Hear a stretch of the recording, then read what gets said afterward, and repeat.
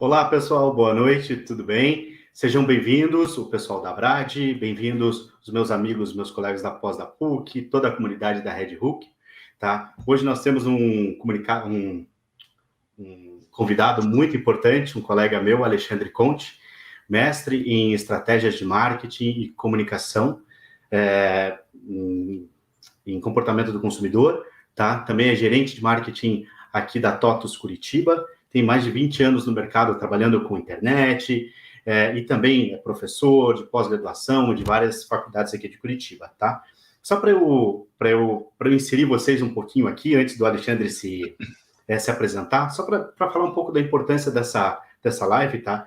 A TOTUS hoje é a maior empresa de tecnologia do Brasil, tá? Ela investe pesadamente em pesquisa.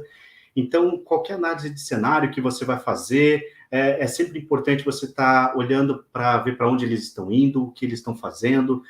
O Alexandre é um cara de mercado, então ele está em contato com várias empresas, então é por isso que ele está aqui hoje, tá? Para conversar com a gente sobre cultura organizacional, sabe? Sobre também algumas questões de marketing e tecnologia também. Por favor, Alexandre, se apresente. Obrigado, Paulo. Obrigado, Red Hook, pelo convite. É uma satisfação muito grande estar aqui com vocês do outro lado da telinha, né? Muitas vezes estou do outro lado assistindo, consumindo, me alimentando e poder contribuir um pouquinho com essa comunidade enorme e calorosa que são os nossos hooks aqui. É muito gratificante. Tá? Obrigado pelo convite. Você já me fez uma apresentação legal aí, né? Eu sou gestor de marketing, eu venho desse mundo de comunicação, de internet, de TI, quando o nome de TI não era tão glamuroso, a gente chamava de processamento de dados na época, né? Fiz processamento de dados ainda no século passado, e literalmente a internet era mato, né? Mas muitos dos conceitos que a gente com dificuldade tentava implantar lá atrás, ou eram concebidos ali na década de 80, 90, hoje são terça-feira para nós aqui.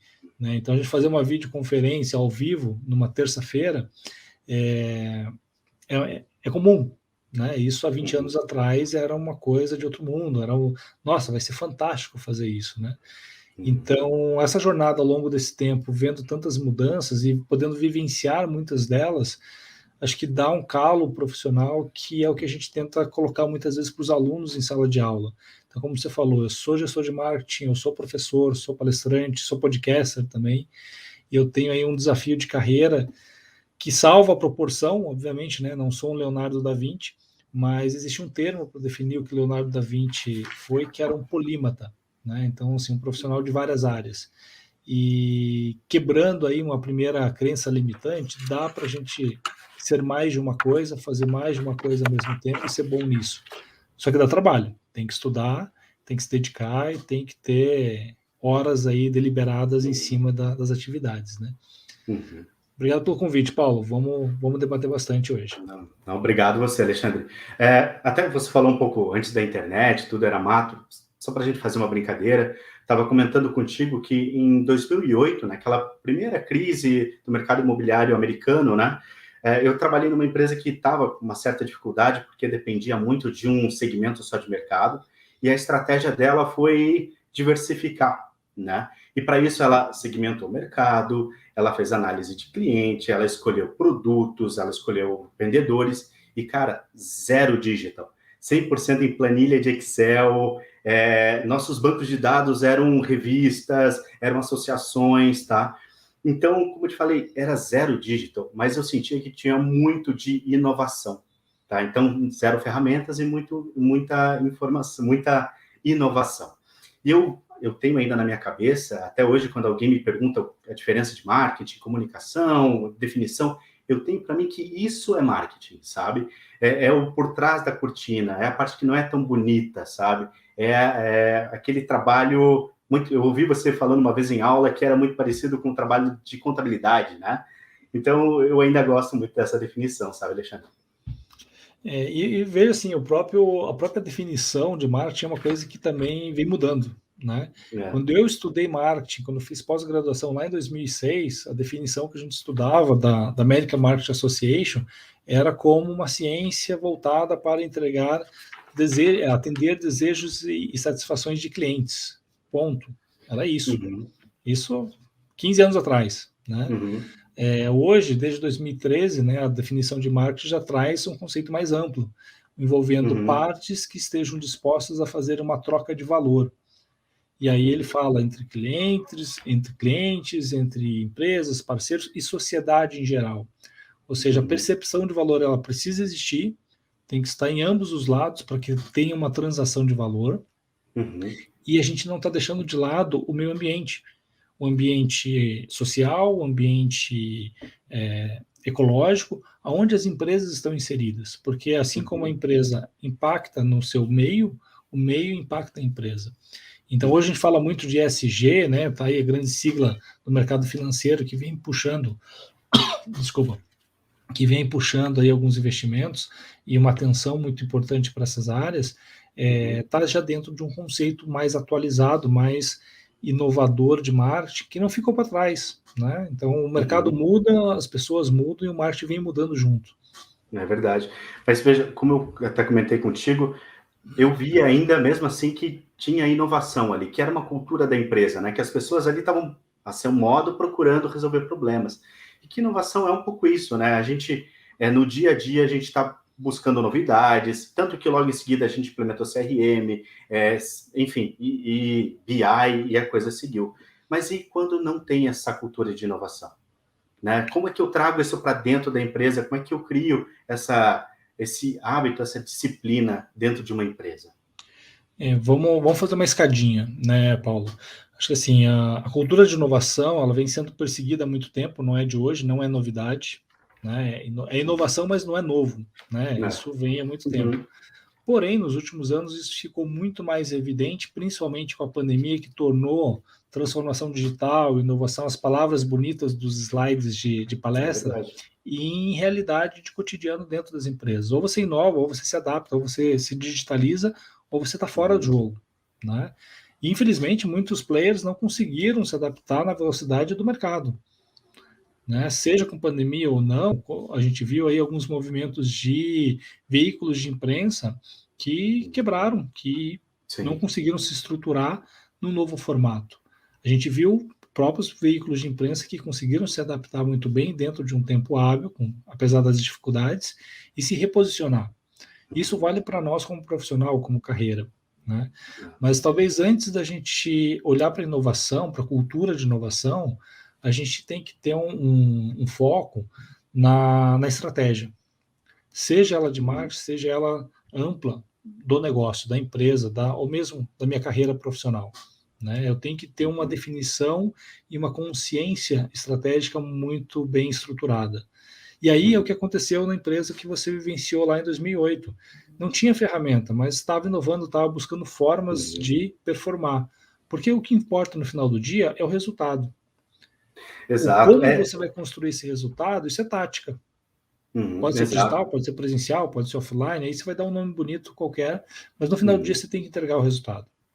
É verdade, a gente pensa muito em inovação em um novo produto, um novo negócio, a gente fecha o olho, a gente vê uma Netflix, né, uma Sim. Amazon, e a gente esquece que tem várias formas de inovação, né, vários tipos diferentes de inovação. Então, a inovação também é o nosso dia a dia, também é cultura, né? Deixa eu te dar um exemplo, aproveitando o gancho que você falou aí de Amazon, né? A Uhum. Amazon ela fez uma grande inovação quando, lá em 94, ela veio e trouxe livro para vender na internet. Isso era Uhum. novo, poucas empresas que faziam isso. Foi uma primeira Uhum. inovação. Mas simplesmente ter um e-commerce, ter uma venda pela internet, era novo de uma certa forma, era inovador, mas Uhum. também não era radical, né? Não era Exato. disruptivo. Agora, um conceito que foi criado lá atrás, e obviamente nesses 20 e poucos anos foram desenvolvidos, é aquela coisa da sugestão. Olha, se você está olhando Uhum. esse livro, quem comprou esse livro também comprou esse, ou navegou nessa página.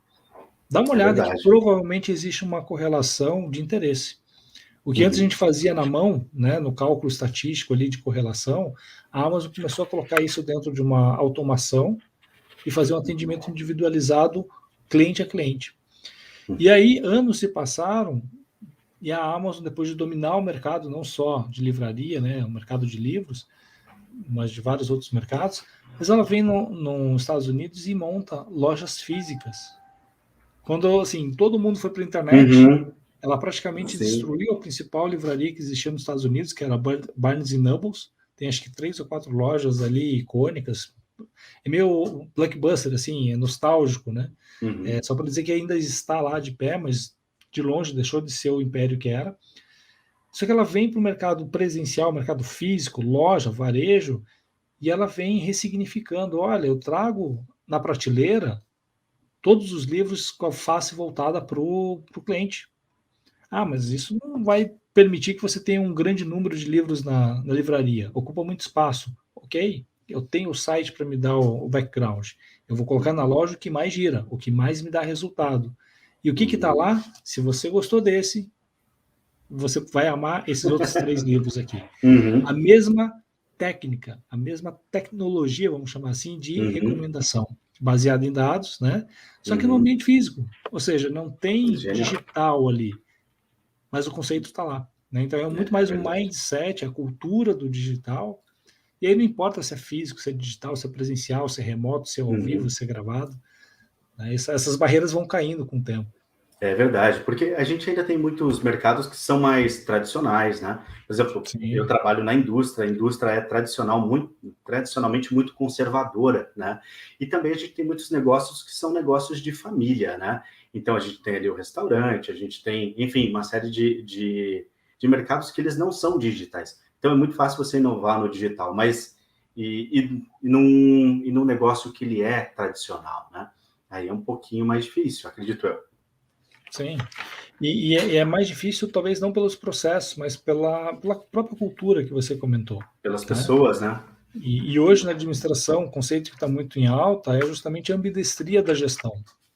Como que eu conduzo um negócio tradicional, muitas vezes centenário? Cara, nós Uhum. estamos vivendo uma crise hoje, mas a minha empresa já passou por dezenas de grandes É crises, até verdade. maiores do que essa, e está de pé. Só que, ao mesmo tempo, existe um universo de oportunidades que a crise nos oferece, que você vai virar as Uhum. costas.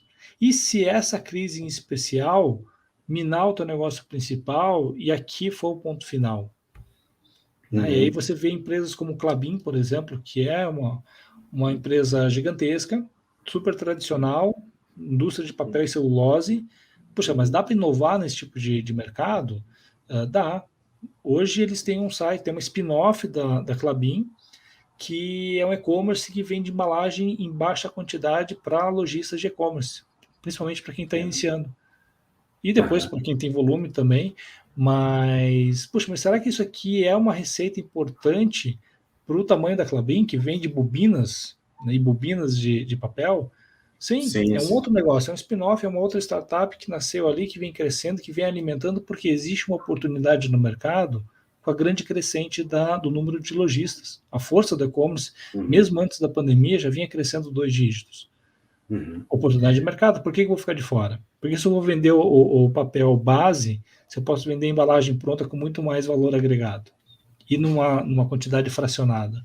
Né? É Então, verdade. é uma bifurcação que as empresas hoje, principalmente as empresas mais tradicionais, e não necessariamente familiar, vivem hoje esse dilema. Puxa, continuamos com o que a gente sempre fez, vamos fazer algo novo, mas isso aqui vai despender um investimento, pode ser que não dê certo, Uhum. mas pode ser uma grande oportunidade que pode ser um grande pivotar da empresa. Puxa, o tradicional ficou obsoleto e agora o negócio segue por aqui.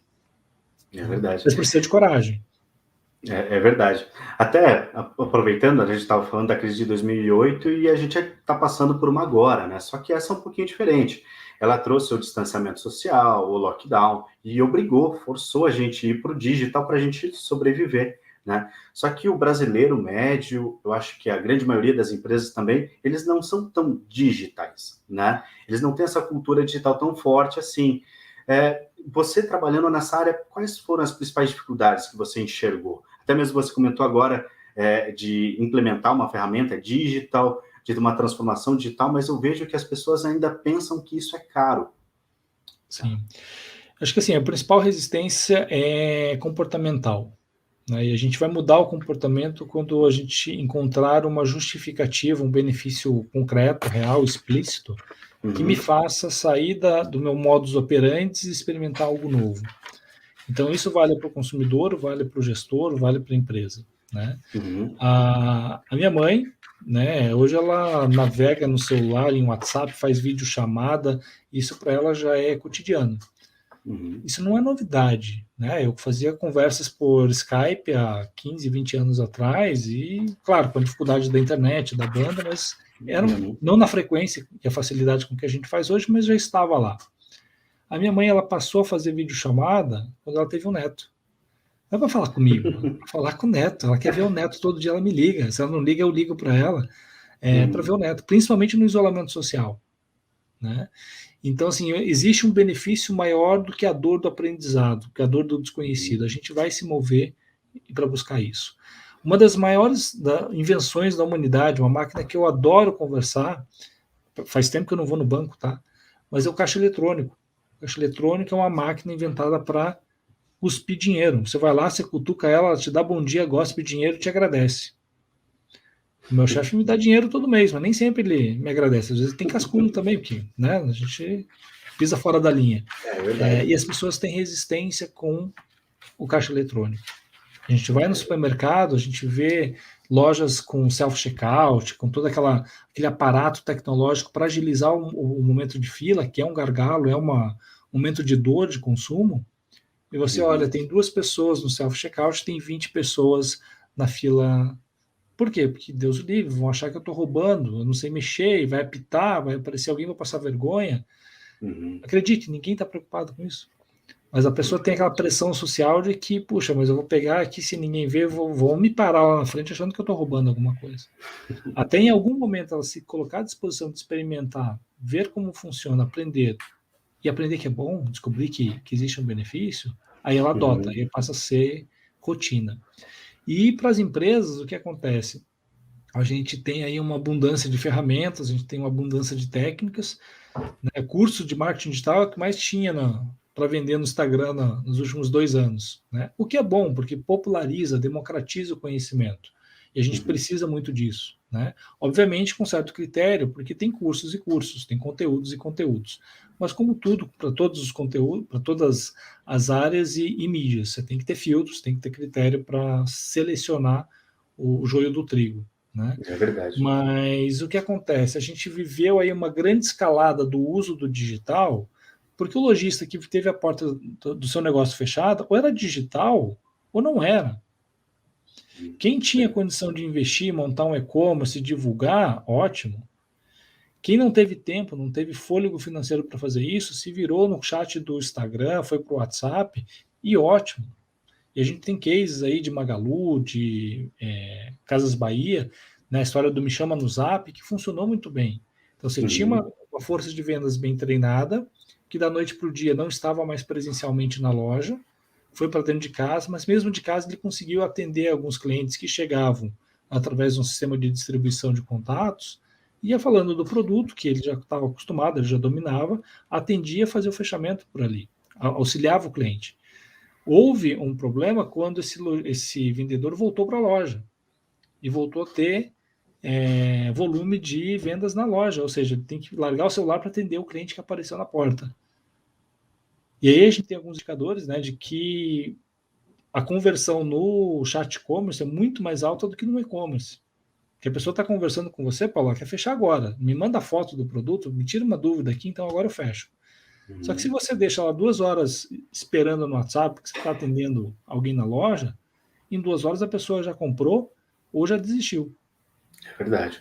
Então as Eu vi empresas muito. tiveram que adaptar as tecnologias, mas também adaptar os processos de como atender. Equipe do digital, equipe do presencial, agora na volta, né? Eu vi a transformação digital de 2 pontos, né?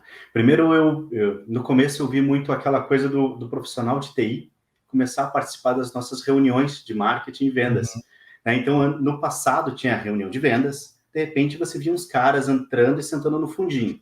Esse era o marketing, em 2008. Hoje em dia, quem entra, senta no cantinho e agora já está sentando do nosso lado é o cara de TI, que era o cara que antes arrumava o meu mouse e que agora ele está fazendo um negócio, né, e procurando entregar valor junto com a gente, né? Outra coisa também que eu vi muito foi, principalmente em multinacionais, mas acho que acontece muito aqui também, né? Através de ferramentas de ERP, por exemplo, a gente tentando fazer a informação fluir por dentro de toda a empresa padronizando processos, padronizando gestão entre diferentes, né, multinacionais, empresas em diferentes países, para ganhar eficiência. Isso através de dados, né? Então, o financeiro vendo informações de marketing, vendo informação de pesquisa, vendo informação lá do pessoal de vendas também, né? O pessoal da produção, todo mundo vendo tudo e todo mundo conectado. Então, eu vejo esses dois pontos da transformação que a gente ganhou muito com isso. Sim, e acelerou. Aquele meme, né, do post-it, quem acelerou a transformação digital, o CEO, o CIO, o Covid, né? Foi o Covid-19, Foi. né? Piada à parte, é uma verdade. Por quê? Porque se tornou urgente. Existe uma relação entre nice to have e must to have. Ou seja, isso aqui é legal de ter. Um dia a gente faz, tá? Bom, com sobrar orçamento, quando tiver um tempo vago, uma equipe ociosa, a gente dá para eles esse desafio. E existe o que eu preciso fazer. Né? Você falou que vem aí de uma área de indústria, você entende muito bem isso, porque na indústria, ou você mensura o resultado, senão você não tem investimento. Vamos inovar, vamos criar uma área aqui, uma equipe que vai fazer, o que eles vão fazer, o que eles vão entregar, não sei. E a gente não sabe, porque inovação é exploração, é tentativa e erro. Só que, quando você acerta, você gera uma entrega de valor muito diferente. Agora, é muito mais fácil investir em inovação no momento de bonança, quando você não depende do resultado daquele orçamento que, puxa, eu posso colocar isso como um venture capital. Paulo, está aqui, vamos estruturar um time, vamos fazer um projeto de inovação, que eu sei que com médio e longo prazo o resultado vai vir. Agora, eu não consigo mensurar a curto prazo o retorno disso. Quando eu estou no momento de crise, o que acontece? Eu tenho que fechar todas as torneiras. E aí esse orçamento para uma tentativa e erro de exploração, se eu não tenho a ideia já mapeada, o protótipo validado, a projeção de vendas, a projeção de redução de custo, ele não é um projeto concreto, não vai ganhar orçamento. É verdade. Sem um ROI, um payback, não vem. Talvez por isso que algumas empresas de grande porte, como a Klabin, que você citou, estão trazendo algumas startups para dentro dela, porque já tem tudo isso que a gente está falando, né? Perfeito. Então, essa eficiência, orçamento enxuto, a natureza dela já é essa, né? E aí, quando você fala de inovação aberta e inovação fechada, é muito mais ágil e muito mais barato você usar a inteligência que está fora da empresa, sem ser um custo, né, para resolver problemas do negócio.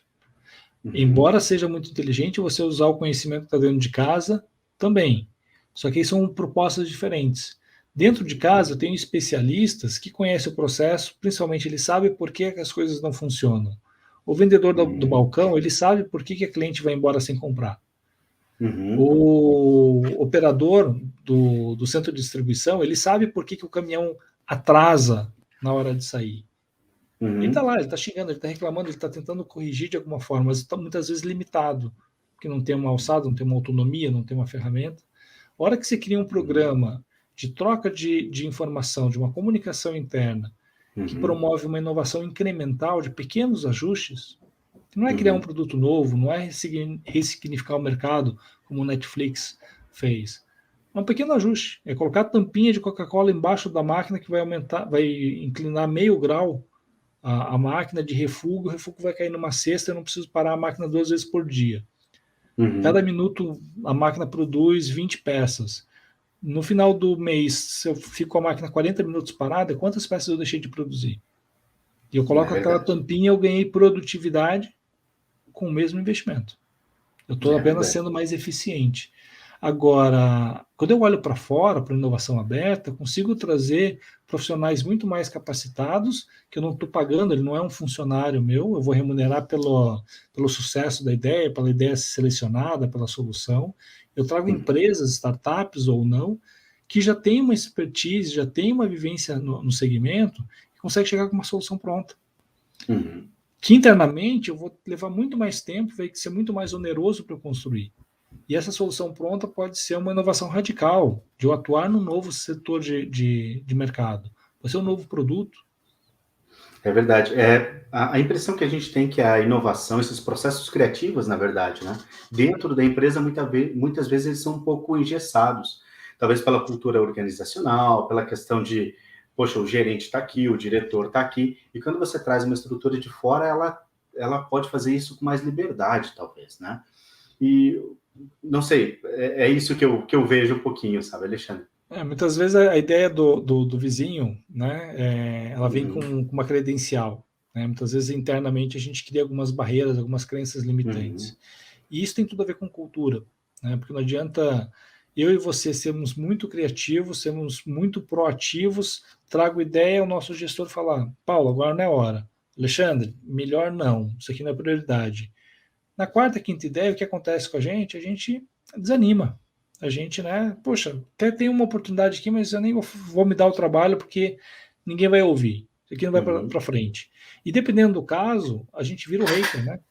Que é o cara né? que começa a apontar, ó, tá vendo? Por isso que essa empresa não vai para frente, porque ela não sabe aproveitar essa oportunidade, porque isso aqui é um problema. É o cara que só aponta e reclama. Eu costumo dizer que todo hater, ele já foi bonzinho um dia, ele só não foi Já ouvido, teve amor. né? Porque geralmente o hater, apesar de fazer aquele barulho, aquela reclamação toda, ele tende a ter uma visão muito crítica das coisas. E quando você consegue converter esse hater para trabalhar para o negócio, cara, o ganho é gigantesco.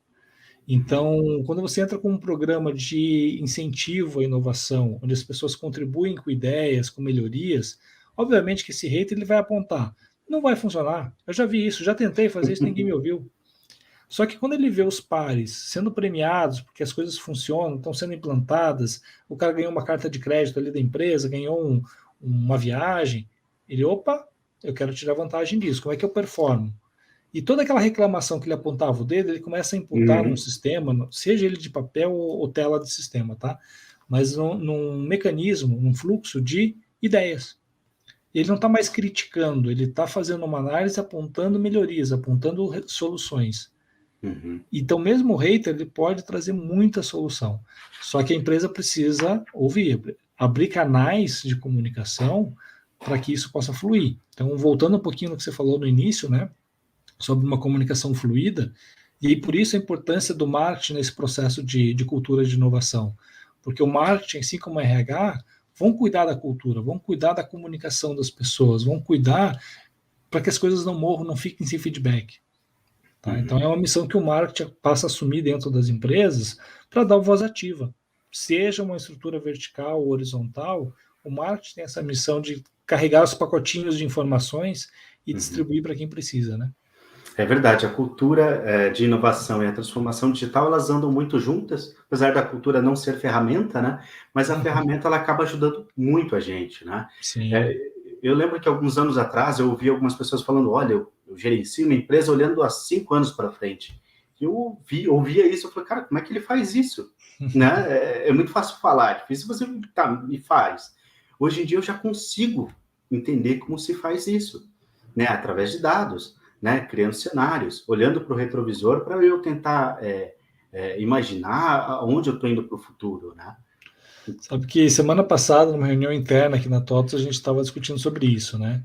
A gente tem o fundador, que hoje já virou presidente do conselho, e ele vinha aqui em Curitiba, fazia um evento e tal, e ele era um visionário, né? A gente fala, puxa, mas como que a gente vai trilhar esse caminho Uhum, até lá? E semana passada eu falei, olha, hoje eu uso no meu discurso comercial o que o Laércio falava há 5 anos atrás aqui no evento. Né? Ou seja, ele é, estava enxergando o nosso dia a dia. E esse é o papel do líder, do gestor, ele olhar o mercado 5, 10 anos para frente. Qual que é a angústia dele? Fazer com que o seu corpo de líderes e os colaboradores acompanhem esse ritmo, que eles uhum, possam acompanhar e colocar isso no dia a dia, porque é difícil. Aí o cara é faz curso verdade. fora, ele segue guru, ele lê livro, ele faz curso de imersão, ele volta para a empresa, faz um evento, discursa para todo mundo, as pessoas ficam encantadas, na segunda-feira está todo mundo fazendo o que sempre fez. Porque cultura não é da noite para o dia. Cultura é exemplo da liderança, é você municiar eles de condições de ferramenta, de instrumentos, dar Uhum, autonomia, empoderar as pessoas para poderem fazer a diferença. Né? uhum, Porque senão você também coloca só a ferramenta pela ferramenta, não funciona. É é chique, é verdade. legal, a tecnologia tem todo um sex appeal, né? Você coloca na rede social, mas não funciona. Se não gerar resultado no final do dia, é aquilo que a gente falou no começo, né? Uhum, Primeiro resultado. O como eu vou construir o resultado é tática. E se eu tenho instrumentos, se eu tenho ferramentas que me tornam mais eficiente nesse processo, é uma boa tática utilizar essas ferramentas. É onde entra o marketing digital, onde entra a digitalização dos negócios. Puxa, eu vou vender pela internet, eu vou ter uma comunicação digital entre os meus colaboradores, eu vou digitalizar processos que são hoje em papel para ganhar agilidade. Então, isso ajuda na entrega de resultado, é uma boa ferramenta, um bom instrumento. Então, passa a incorporar a tática que vai entregar a estratégia. É verdade, eu acho que ter um objetivo claro, ter uma estratégia clara, a gente está falando tanto de propósito, né? Então, ter um propósito claro ajuda muito a gente, sabe, a ler essas informações, a utilizar essas ferramentas para um fim, né? A gente ouve tanto que, poxa, dados são novo petróleo, mas, poxa, se você me der um galão de petróleo, eu vou fazer o que com isso? Não consigo É um refinar, não ótimo consigo... ponto, Paulo. A gente já viu muito o slide bonito disso, né? O dado ao novo petróleo, mas eu não lembro o nome do autor, tá? Mas eu li uma frase que ela tem que ser usada junto no mesmo slide. Nem todo dado está pronto para ser bebido, para ser consumido. Eu não lembro o nome verdade. do autor que eu li isso. Mas ele falou, olha, o dado realmente ele é um novo petróleo, existe muita riqueza aqui. Agora, se você não souber, primeiro, validar, para saber se ele é um dado válido, se ele é um dado confiável, tá? Como ele foi coletado, se não existe viés, se ele não foi bagunçado no meio do caminho. Se você não consegue colocar uma inteligência para analisar isso e tirar uma informação de valor, ele é dado. Ele é um bando de dados e não um banco de dados, né? Não, perfeito. Eu vejo muito isso. A gente olha aqueles dashboards maravilhosos e, tá bom, o que eu estou olhando? Que insight eu tiro daqui? Quais são as perguntas que eu tenho que fazer?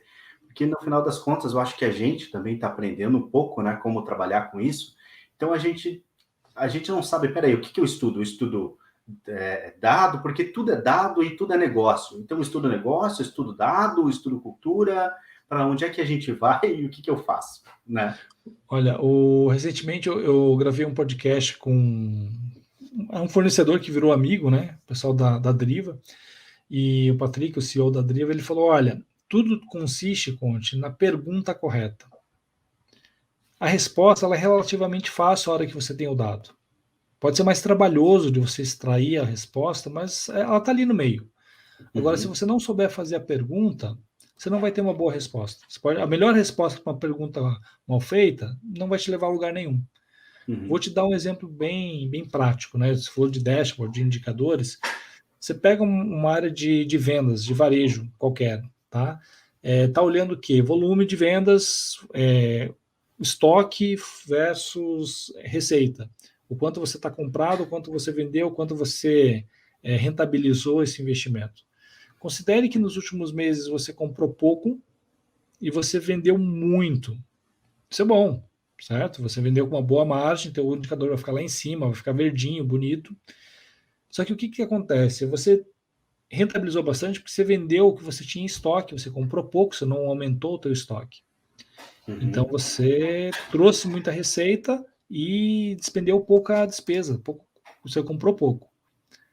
A curto prazo, excelente. Virou o mês, você tem um indicador vermelho que você tem ruptura, porque você não repôs o teu estoque, que leva 20 dias para o caminhão chegar na doca e abastecer. Então você está preocupado em fazer o número bonito do trimestre, só que virou o mês, você deixou de vender, porque tem ruptura de estoque. Você não tem produto para colocar na área de vendas, tem demanda, o consumidor está chegando na loja, está demandando o produto e não tem. É o que a gente está vendo um pouco aí com a bagunça logística, né? Falta de chip, falta de uma série de peças em vários mercados, não tem videogame, não tem carro. Por quê? As pessoas chegam numa concessionária, chegam numa loja, quero comprar um carro, quero comprar um PlayStation 5. Não tem. Back order. Isso também é muito negativo. Só que quando você tem uma situação de crise, é justificável, né? Quando você tem um mau gerenciamento, porque está olhando um único indicador de rentabilidade, é imperícia. No mínimo, é imperícia. Por quê? Porque é o indicador melancia que a gente chama. Ele é verde por fora, sucesso de venda, e vermelho por dentro. Eu tenho que analisar meu nível de estoque, eu tenho que analisar o tempo médio de entrega, qual a minha previsão de venda para o próximo mês, para o próximo trimestre, para entender se eu estou abastecido o suficiente, com um preço médio razoável, para vender bem. Senão eu faço o número hoje, entrego, ganho um prêmio na empresa, né? Fico bonito na foto, e próximos 3 meses eu vou apanhar porque não tenho produto para vender. É verdade. Gestão é um desafio e vai continuar sendo com ou sem ferramenta, né? Mas Exatamente. o que a gente vê, até mesmo em empresas grandes, né? É muito comum, acho que todo mundo já passou por isso. Da gente ter, por exemplo, uma conta no banco ou uma conta de celular e a operadora ou o banco entrar em contato com você para tentar te vender alguma coisa que você já Sim, tem. sim. Você entende, poxa, a informação está em bancos de dados diferentes, talvez são empresas diferentes, mas, poxa, uma empresa tão grande, como é que faz isso, né? Imagine, até mesmo o CRM é uma base que você percebe que não está integrado com a base financeira. Veja, estou falando de um Itaú, às vezes estou falando de grandes empresas, e a gente que é empresa pequena, como é que a gente faz para organizar a nossa casa, né? Dá a impressão que é mais fácil, mas será que é tão mais fácil assim? Sim, talvez seja mais difícil pela falta de experiência, pela falta de maturidade quando você está no início, quando você está num negócio menor, mas é muito mais fácil porque você tem menos informação e você está no início do processo. É. O que é difícil é você arrumar um legado, né? Porque o legado não é só o dado bagunçado, não estruturado, não padronizado. É a cultura das pessoas fazerem daquela forma. Então, se você começa pequeno, mas começa organizado, o teu crescimento ele tende a ser muito mais confortável ao longo do tempo, porque você vai conseguir usar aqueles dados, aquelas informações como recurso para o teu próprio crescimento. Você tem um CRM bem estruturado, bem alimentado, né? Eu já tive situação de empresa de telefonia me ligar, olha, você não pagou tua conta, né? Eu não sei, minha esposa é quem paga a conta, não sei. Mas vem cá, venceu há 2 dias, você está precisando de tanto dinheiro que você está me cobrando já hoje? Já está fazendo a recuperação de pagamento hoje? Eu não sei. Mas você pagou a conta? Eu falei, não sei, minha filha, não sei. Você deveria saber, né? Mas é uma empresa terceira de cobrança, a gente entende. Mas olha o custo operacional que isso gera, olha o custo É de verdade. transtorno para o cliente. Agora, se você tem um bom CRM, você consegue trabalhar quem são os bons pagadores, quem são os mais maus pagadores, quem tem potencial para comprar mais, fazer um upsell, isso é inteligência de dados. E aí, quando a gente Sim. está falando tanto de cultura, né? É a cultura do data-driven, de você ter um drive, de você ter uma tomada de decisão orientada a dado. Mas tem que fazer o feijão com arroz, tem que organizar o dado, tem que ter o dado lá no RP, no CRM, tem que alimentar. Puxa, não tem o RP, não tem o CRM, mas tem planilha, Excel. Não tem, usa o Google Sheet de graça. Hoje não tem mais desculpa. Não sei mexer no Google Sheet, tem curso no YouTube que também é de graça. Basta querer. É verdade. Eu tive recentemente um probleminha com o chatbot, né? Então eu estava tentando arrumar a televisão aqui de casa e toda vez que eu tentava acessar, dava um ops, por que ops, né? E, É o robô e tentando ser humano, né? exato. E sendo tão ruim o atendimento como humano. Depois eu liguei e eu fui mal atendido da mesma forma. Então não sei para onde eu corro mais, sabe? Mas a impressão que eu tenho é que a gente está indo muito para isso, né? Para a inteligência artificial. Só que a impressão que eu tenho é que a inteligência artificial é só chatbot, né? Então faz essa coisa meio rasa, meio mal feita, que me dá esse atendimento horrível, né? Essa experiência de usuário muito ruim, e eu tenho, sinceramente, a impressão que é só para economizar dinheiro, não é para me entregar nada demais, tá? É mais ou menos isso, Alexandre? Vocês trabalham com Não, inteligência não também, né? deveria ser, tá? Não deveria ser. Mas o chatbot ele é um nível, né? É uma camada ali de aplicação de uma inteligência artificial, tá? A gente acaba sendo muito comum porque realmente foi uma solução simples que popularizou rápido, né? Eu lembro que eu chegava a conversar com chats, né? Com botzinhos lá no ICQ, em 98, 99, e Caramba. já tinha alguns experimentos ali de bots. Claro que não tão espertinhos quanto o de hoje, mas você vê, ops, não está te resolvendo. Por quê? Fugiu do Pois é. script. Ele ajuda muito num dois desvios padrões, né? Ou seja, a maioria das perguntas vão ser essa, vai ter a resposta pronta, com agilidade. Mas quando você tem uma situação que foge do padrão, você tem que direcionar isso para um outro atendimento, muito provavelmente humanizado, que vai conseguir trabalhar no detalhe, na exceção, aquele caso. Né? A grande massa, o grande volume, ela vai atender. Tá? Porque são dúvidas simples que às vezes é um cadastro, né? Então o chatbot ele consegue resolver. Mas a inteligência artificial vai muito além disso. Eu costumo brincar que eu sou o Mr. M do marketing, né? Eu desmistifico alguns termos bonitos que a gente cria. Inteligência artificial nada mais é do que o nome marqueteiro, né? para estatística automatizada. É um processo onde eu rodo um teste estatístico a cada atualização de registro, a cada novo cadastro, a cada atualização de campo. Então, eu tenho uma informação nova, eu recalculo tudo de novo. Então, aquilo que a gente usa o software estatístico lá na academia para fazer a pesquisa científica, ou muitas vezes era feito na mão, em cálculos ainda, ou em planilhas, né? Você tem plataformas de inteligência artificial com poder computacional que conseguem trabalhar um Big Data, né? É fundamental que você tenha muito dados, você tenha um volume grande de dados para alimentar esse grande poder de processamento, para ficar rodando teste estatístico a cada atualização. Vai mudar 0,0 alguma coisa, mas está sempre atualizando. Na prática, isso funciona o seguinte, respondendo até a tua pergunta, se a gente trabalha com isso. Hoje a TOTUS tem uma plataforma de inteligência artificial, tá, que foi criada num laboratório de inovação lá no Vale do Silício. A TOTUS tinha um lab lá. Hoje esse lab está na Carolina do Norte, a gente já migrou para a Costa Leste, e a Quero nasceu lá. O que é a Quero? É uma plataforma de inteligência artificial que ela faz desde análise de reconhecimento facial para fazer um registro de ponto. Então, pega o celular, e a gente vendeu muito isso na pandemia agora, as pessoas foram trabalhar em casa e as empresas tiveram uma dor que elas não tinham. Como é que eu faço o registro de ponto se a pessoa não está aqui na empresa? Uma maquininha de colocar o dedo, não tem mais o cartão, é o dedo, né? Mas ainda está físico na empresa, mas as pessoas não estão aqui. Um aplicativo no celular, mas aí o cara baixa, eu não sei se ele está em casa, ele pode estar na praia. Data, hora, geolocalização e reconhecimento facial para validar o movimento, né? Ou seja, uma foto não vai resolver. Então, análise de dados em cima de eu conheço a sua foto, Paulo, eu sei que você é você, dentro do modelo estatístico, verdadeiro ou falso para autenticar. Isso é simples, tá? O modelo mais avançado, a gente consegue saber que o Paulo, eu como teu professor, vou dizer, olha, melhor aluno, de longe, disparado, nem vou dar atenção para ele, porque ele vai sozinho, vai se formar, vai ganhar prêmio aqui na faculdade. Chega no final do terceiro ano, você tranca a faculdade e você vai embora. Nossa, o que aconteceu com o Paulo? Achou boring demais, o curso estava muito fraco, ele foi para uma faculdade que é mais forte. Porque eu tenho um viés de leitura. Eu vou dar mais atenção para o aluno que está com dificuldade, e aquele aluno que está indo bem, que tira notão, Paulo, não precisa de dar atenção, né, cara? Você funciona sozinho. Só que você não quer funcionar sozinho, você quer aprender, você quer subir o sarrafo. E você tem um grande amigo que estudou desde do pré com você, era muito mais nerd do que você, faz o mesmo curso numa outra faculdade, você tira 9,5, 10, ele tira 5,5, 6. Opa, aquela faculdade é mais puxada do que a minha.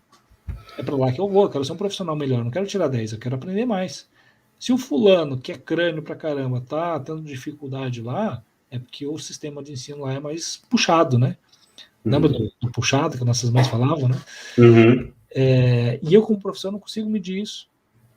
Você está insatisfeito com a minha aula porque você está tirando nota boa, você está avaliando no máximo, mas você está insatisfeito porque não está contribuindo para o teu crescimento profissional. O que a máquina consegue analisar?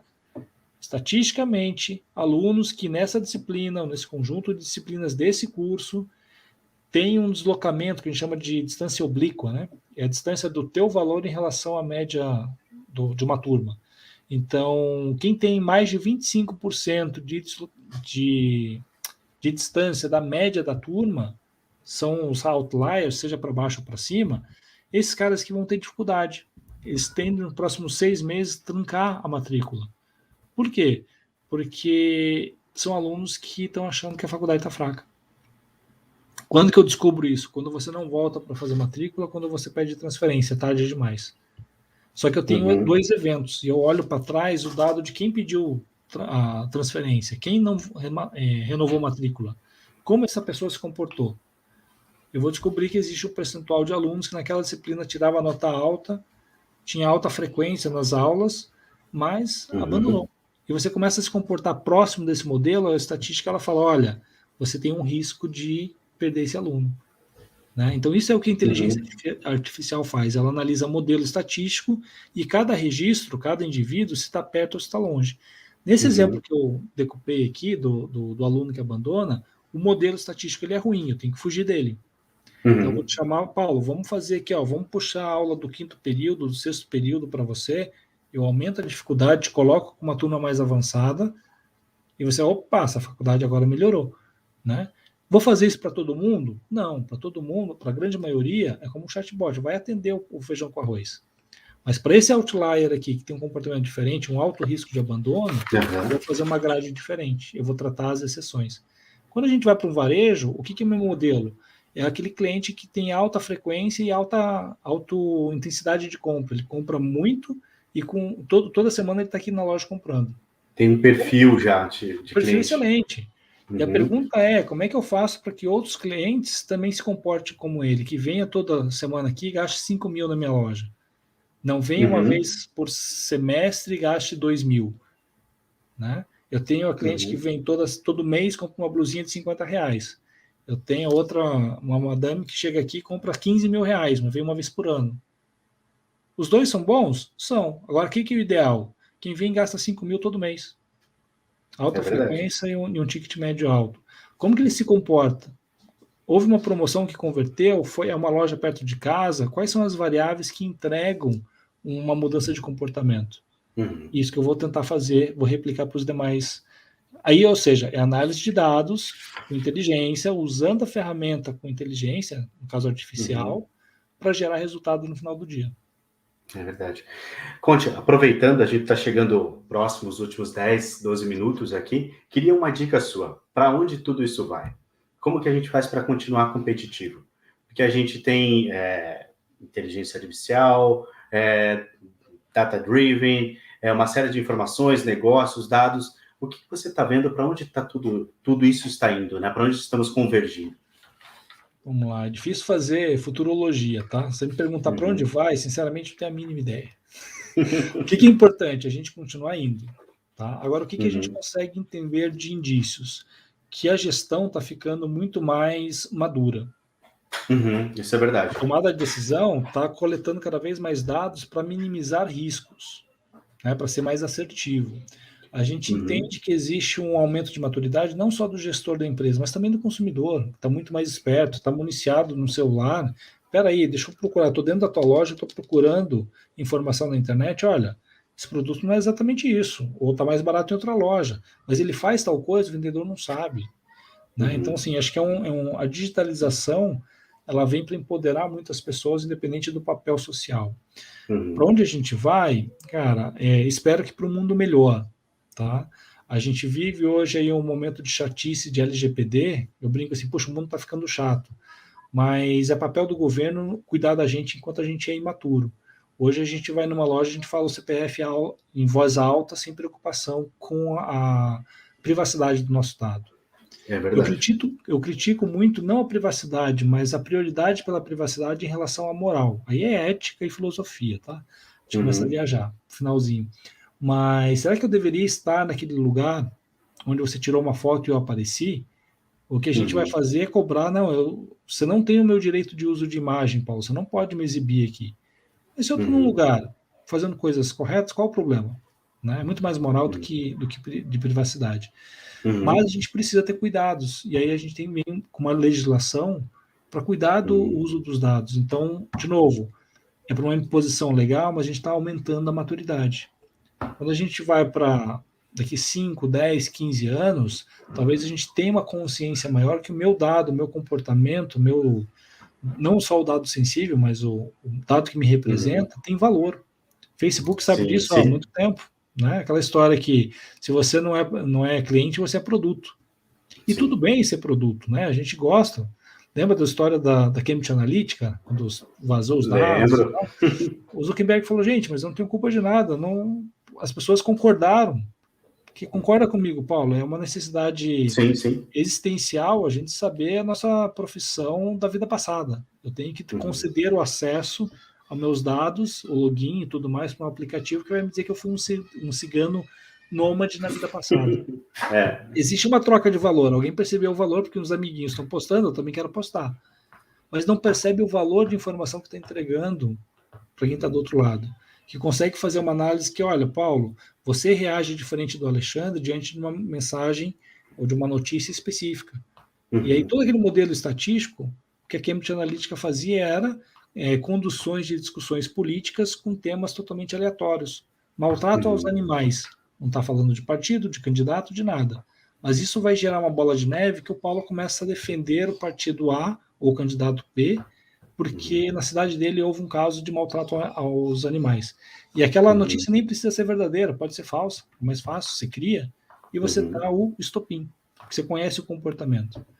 Aí a gente fica profundamente chateado, para a gente ir para os finalmente, porque eu estou sendo manipulado, aí eu não gosto. Mas quando eu recebo ali a profissão do cigano nômade, né, eu fico satisfeito. Por quê? Porque eu não tenho consciência do valor que esse dado tem. Então a gente precisa amadurecer. E a gente está indo para um caminho onde as pessoas estão ficando mais maduras no uso dos dados, estão empregando isso com mais facilidade nas empresas. Em paralelo, está ficando mais barato, né? Então mais ferramentas, mais instrumentos, e isso pode ser usado para o bem e para o mal, depende de nós. Mas o dado está aí e a gente está aprendendo a como lapidar ele para beber, para usar. Né?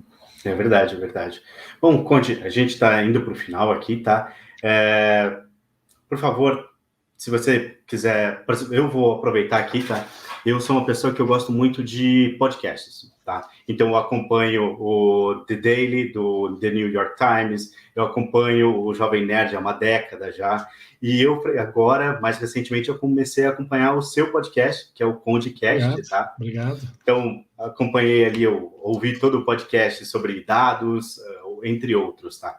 E se você quiser fazer uma indicação de alguma outra fonte de dados que você gosta de beber, que você gosta de acompanhar, fique à vontade. Olha, eu ainda gosto do bom livro, né? Apesar da correria ultimamente não permitir aquele momento de tranquilidade, de sentar, de ler um livro. Na época de mestrado eu li bastante livro, artigo científico e fiz um intervalo assim, sem ler muita coisa na sequência. Estou voltando a ler de um tempo para cá, mas com filho pequeno, com rotinas, com trabalho de crise, de pandemia, isso está um pouquinho mais difícil. E o podcast, eu também sou fissurado nesse formato, porque hoje eu aprendo, eu escuto um podcast, eu aprendo sobre conhecimentos diversos lavando louça, no trânsito, dirigindo e nas mais diversas atividades, né? Então é um formato que eu sou consumidor há muito tempo, me tornei produtor de conteúdo no formato, porque é uma questão de tempo. Eu analiso que é uma relação que quanto mais você escuta, mais vontade você quer de também contribuir com essa podosfera. Obviamente que nos últimos 2, 3 anos, muitos canais, né, de televisão, a mídia pesada começa a falar mais sobre isso, começa a se converter e criar conteúdos, o que não é muito bom para a democratização do acesso.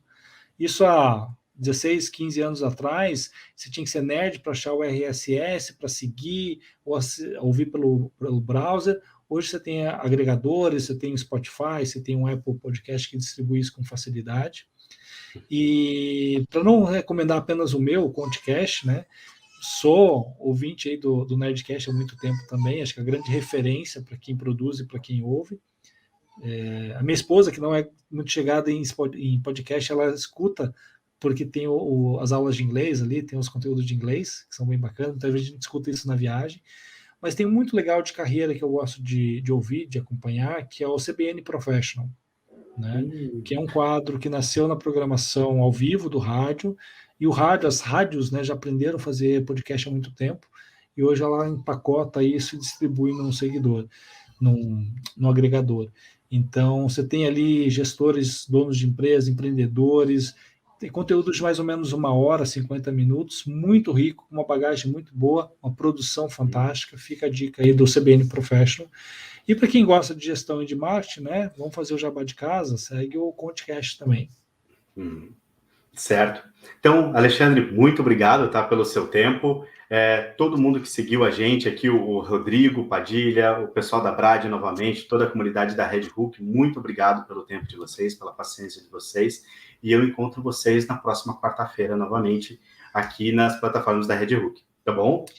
Obrigado, Paulo. Estou olhando o chat aqui agora, o Rodrigo, o Fernando, o famoso Nicolas Cage, meu amigo de longa data. Né? O Rodrigo está falando aqui que a gente precisa torturar os dados, e tem que torturar, e quanto mais você torturar o dado, ele fala, ele conta, tem muito para contar.